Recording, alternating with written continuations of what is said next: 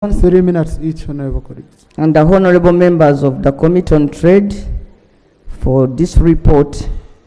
And without wasting time, I want to go to the issue of UDC, Right Honorable Speaker.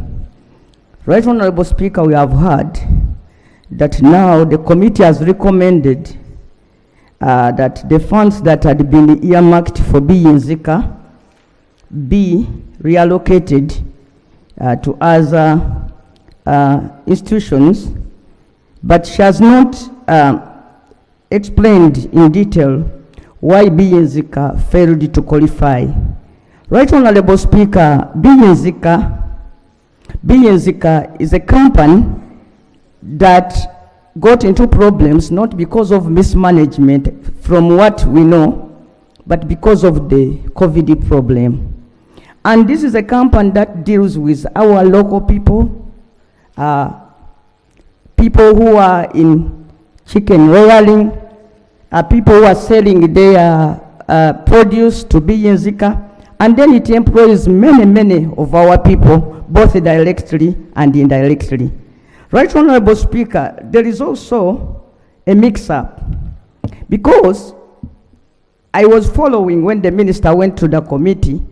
He told the committee that the company that was being talked about is Nambooze, an international company. Whereas, when you look at the ministerial policy statement, they are talking about Nambooze, the poultry company. So I want to know for sure, which of the two are we talking about? And two, about the funds that were allocated. At one time, they mentioned the budget framework paper. They talk about 289 billion. Then they also talk about 391 billion in the ministerial policy statement for recapitalizing of the UDC. So I want to know for sure what is the correct amount and where this money, the rest of the money, is going to go. But Mr. Speaker, it appears that when government is coming to bail out companies, there are no clear guidelines that are used, apart from favorism from those who are giving the monies. And you will see that some people have been bailed out more than once, but others, even with very clear reasons like Nambooze, cannot be considered, Mr. Speaker. So,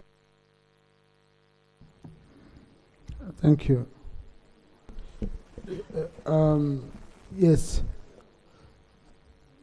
I read this report, and I was also asking myself about the same, Honorable Nambooze, in line with you. Number one, the company had a funding requirement of 28.9 billion. But now, in the draft estimates, the committee is saying they have given it 39.77 billion. So, if it wanted 28, why are you giving it 39? That's number one. Number two, which Nambooze, like you've said, because I remember it was even big in papers.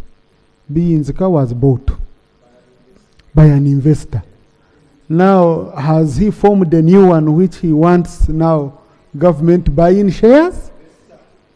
Where they want government to be an investor? I think this is the question. Oh, Minister for Trade, where is the Minister for Trade? This is a question which we should, because we know Nambooze was bought by an international, which is doing well, by the way, because some of us, we buy their things. Nambooze, the main Nambooze, it's doing extremely well.